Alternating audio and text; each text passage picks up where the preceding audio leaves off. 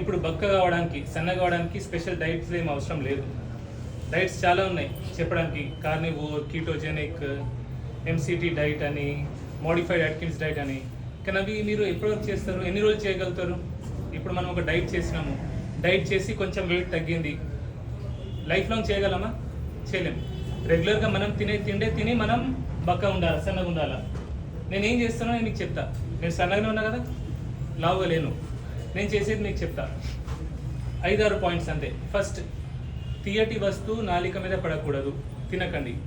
చక్కెర కావచ్చు, బెల్లం కావచ్చు, తాటి బెల్లం కావచ్చు, తేనె కావచ్చు, ఎక్కువ పండ్లు కూడా వద్దు. ఓకే, టీ కాఫీలు మానేయండి. టీ కాఫీ తాగేది ఉంటే black tea, black coffee. Okay, దాంతోపాటు ఆల్కహాల్ ముట్టకండి. నెంబర్ 1, ఆల్కహాల్ ముట్టకూడదు. తీయటి వస్తువులు. ఆల్కహాల్ అంటే బ్రాండీ, విస్కీ, రమ్, కళ్ళు, నీరా. ఎందుకంటే కొందరు కళ్ళు అంటే మంది అనుకోరు, కొందరు బియర్ని ఆల్కహాల్ కన్సిడర్ చేయరు. సో బియర్ కూడా ఆల్కహాలే. ఓకే, స్వీట్, ఆల్కహాల్, స్వీట్ ఇంకా ఆల్కహాల్ బంద్. రెండోది, మీరేం తింటారో తినండి. ఓకే, కానీ తినడానికి ఒక అరగంట ముందు 2 గ్లాసులు నీళ్ళు తాగండి. ఒక అరగంట ముందు 2 గ్లాసులు నీళ్ళు తాగండి. నెంబర్ 2, మీరేం తింటారో తినండి, కానీ టైం పొద్దున 10, మధ్యాహ్నం 2, సాయంత్రం 6. యాక్చువల్ 2 పూటలే తింటే చాలా మంచిది. నేను పర్సనల్లీ 2 పూటలు తింటా. 10, 6. మీరు కూడా అట్లే తింటే మంచిది. కానీ లేదు, నాకు 2 పూటలు కాదు 3 పూటలు తినాలంటే 10, 6. నేను 10కి తినలేను, 9కి తింటా అంటే 9, 1, 5. ఇలా చేయండి. ఇలా అయినట్టు 16 అవర్స్ మనం ఫాస్టింగ్లో ఉంటున్నాం. సో బాడీ ఎప్పుడైతే గ్లూకోజ్ రిజర్వ్స్ అయిపోతే అప్పుడు ఫ్యాట్ బర్న్ చేయడం స్టార్ట్ చేస్తుంది. ఇలా చేయండి.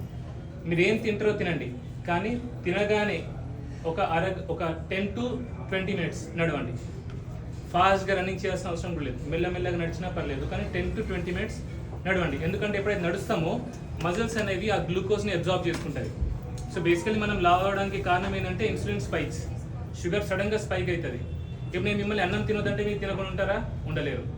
తినగానే ఏమవుతుంది? గ్లూకోజ్ స్పైక్ వస్తుంది, ఇన్సులిన్ స్పైక్ వస్తుంది. ఆ ఇన్సులిన్ పెరగగానే దాన్ని ఫస్ట్ ఫ్యాట్గా డిపాజిట్ చేస్తుంది.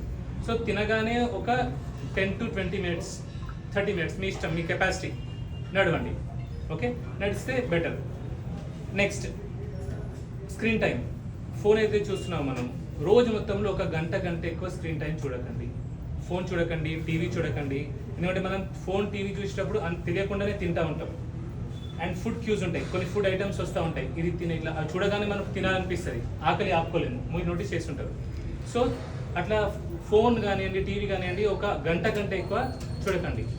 ఆఖరికి రీఫైన్డ్ ఆయిల్స్ అంటే తెలుసు, ప్యాకెట్లో దొరికే సన్ఫ్లవర్ ఆయిల్ కానివ్వండి, ఏ నూనె అని కానీ. ఇప్పుడు నూనె ఒకటి ఆలోచించండి మీరు, పల్లి నూనె మనకు ప్యాకెట్లో 150 రూపీస్కి, 160 రూపీస్కి దొరుకుతుంది.